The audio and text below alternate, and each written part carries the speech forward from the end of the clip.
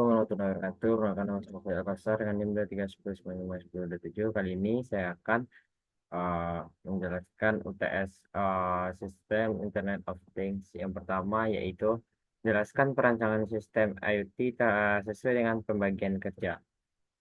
Pembagian kerja saya di sini yaitu menentukan jenis sensor apa yang dipakai dalam sistem monitoring kualitas air aquarium.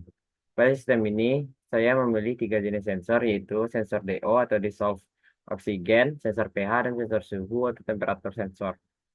Ketiga sensor tersebut digunakan untuk memantau kondisi air akuarium secara real time, eh, agar kualitas lingkungan bagi ikan tetap optimal. Yang pertama yaitu ada sensor DO digunakan untuk mengukur kadar oksigen terlarut dalam air. Oksigen merupakan elemen vital bagi kehidupan ikan dan organisme air lainnya, sehingga kadar DO harus berada pada rentang yang ideal. Jika kadar oksigen terlalu rendah, maka ikan dapat mengalami stres bahkan mati. Yang kedua yaitu ada sensor pH, ya, berfungsi untuk mengukur tingkat keasaman atau kebebasan air. Nilai pH yang terlalu asam atau terlalu basa dapat mengganggu kesehatan ikan dan merupakan daya tahan buah dan menurunkan daya tahan tumbuhnya. Yang ketiga ada sensor suhu. Sensor suhu digunakan untuk memantau temperatur air karena suhu memiliki hubungan langsung dengan kadar oksigen. Untuk Digunakan untuk memantau temperatur air karena suhu ini hubungan langsung dengan kadar oksigen terlarut dan pH air. Perubahan suhu yang eh, efis- perubahan suhu yang ekstrim dapat menyebabkan ketidakseimbangan ekosistem dalam akuarium. Nah, soal yang kedua yaitu jelaskan keterkaitan tugas yang dikerjakan dengan anggota lain. Keterkaitan antara tugas yang saya kerjakan dan tugas anggota lain bersifat mendukung. Sensor-sensor yang saya rancang dan pilih yaitu sensor DO, sensor pH, dan sensor suhu berfungsi untuk mengumpulkan data fisik dari lingkungan akuarium. SP32 berperan sebagai penghubung antara sensor dan jaringan internet. Setelah menerima data dari sensor, ESP32 akan memproses dan mengubah data analog menjadi digital menggunakan ADC.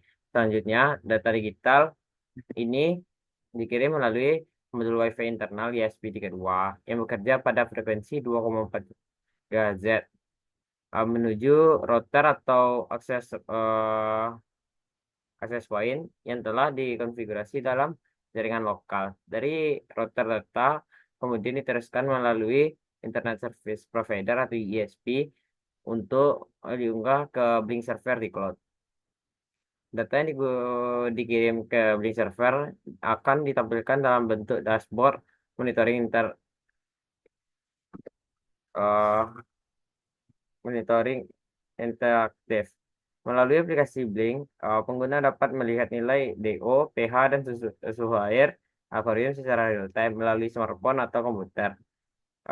Integrasi antara sensor dan sistem komunikasi ini eh, lah sensor inilah yang menjadikan sistem IoT ini bekerja secara utuh.